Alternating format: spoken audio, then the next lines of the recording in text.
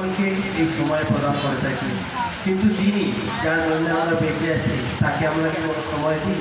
তার জন্য আমরা সময় দিই না। তাই আমরা যদি ভগবানের জন্য কিছু করতে চাই, ভগবানের জন্য কিছু ভাবতে চাই, তাহলে এই জপই হচ্ছে একমাত্র রাস্তা যার দ্বারা আমরা ভগবানের সঙ্গে যুক্ত হতে পারবো এই মালার মাধ্যমে।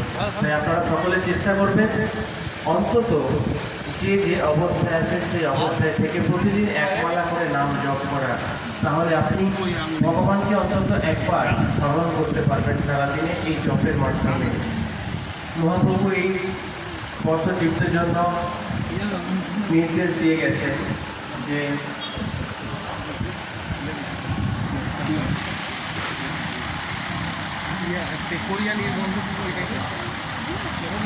প্রভু কহে কহিলাম এই মহামন্ত্র ইহা যহ কিয়া সবে করিয়া নির্বন্ধন গুণে গুণে জপ করতে। আমরা এই কথাটা অনেক অজুহাত দিই যে আমি তো সারাদিনই ভগবানকে স্মরণ করছি, সারাদিনই ভগবানকে ডাকছি। আমরা যাদেরকে প্রচার করতে যাই তারা প্রথমেই এই কথাটা বলে কেন হরিনাম জপ করতে হবে, আমি তো সবসময় ভগবানকে স্মরণ করছি। কিন্তু স্মরণ করার নিয়ম আছে, তো সেটা মহাপ্রভু দেখিয়ে গেছে করিয়া নির্বন্ধ অর্থাৎ গুণে গুণে। তো তাই আমাদেরকে এই গুণে গুণে নাম জপ করা আবশ্যকতা রয়েছে। তাই আপনারা প্রত্যেকেই চেষ্টা করবেন মহাপ্রভুর এই নির্দেশ মেনে শাস্ত্র অনুযায়ী হরিনাম জপ করা। এখন আমাদের প্রভু দেখিয়ে দিচ্ছেন, ঠিক যেরকমভাবে দেখিয়ে দিচ্ছেন আপনারা প্রত্যেকে লক্ষ্য রাখবেন, তাহলে আপনারা একসাথে করতে পারবেন। আর যাদের ভুল হবে আমরা তাদেরকে আবার দেখিয়ে দেবো। আমাদের যে সমস্ত ভক্তরা আশেপাশে আছেন যাদের ভুল হবে তারা দেখুন এরকম মালাটা একদিকে বড় গুটি একদিকে ছোট গুটি, তার মাঝখানে এরকম একটা গুটি আছে, এটা বলে সুমেরু। এই গুটিটা প্রথমে ধরবে, কীভাবে ধরবেন? এইভাবে ধরবেন, এই বুড়ো আঙুল দিয়ে আর মাঝের আঙুল।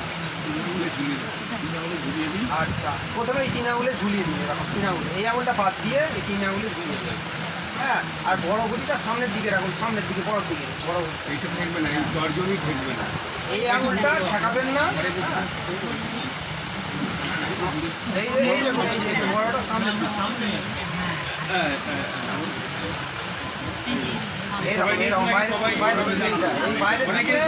বাইরের দিকে বড়টা থাকবে, বাইরের দিকে ভেতর দিকে ছোটটা।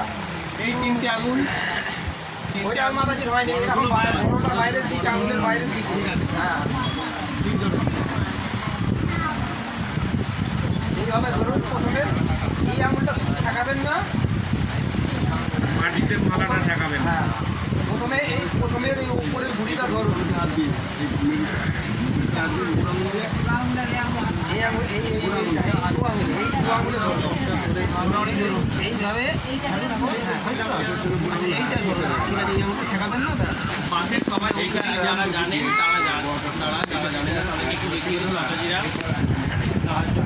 প্রথমে এইটা ধরলেন, ধরে বলুন জয় শ্রীকৃষ্ণ, সঙ্গে সবাই মিলে বলবেন জয় শ্রীকৃষ্ণ চৈতন্য প্রভু নিত্যানন্দ শ্রী অদ্বৈত গদাধর শিবাসাদি গৌর ভক্তবৃন্দ।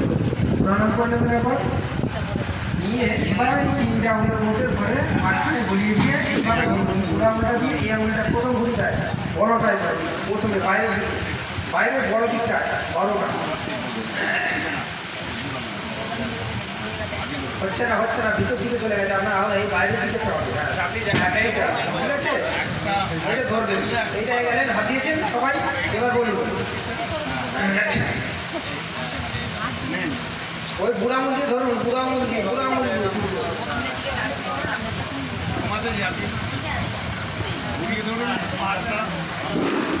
দেখিয়ে দিন না, সবাই দেখিয়ে দিন আপনারা।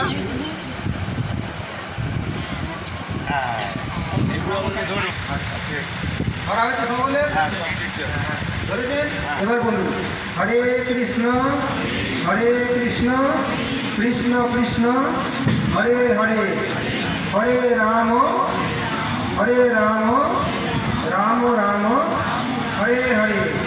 একটা হলো, এবার দ্বিতীয়টায় চলে যাবে, দ্বিতীয়টা বলা হবে, তারপর 2 নম্বরে চলে গেলেন। আবার বলুন হরে কৃষ্ণ কৃষ্ণ কৃষ্ণ হরে হরে, হরে রাম রাম রাম হরে হরে। পরেরটা চলে যান আবার আবার পরেরটা চলে যান, পরের ঘড়িটা 3 নম্বর ঘড়িতে চলে যান। হয়েছে? আবার বলুন হরে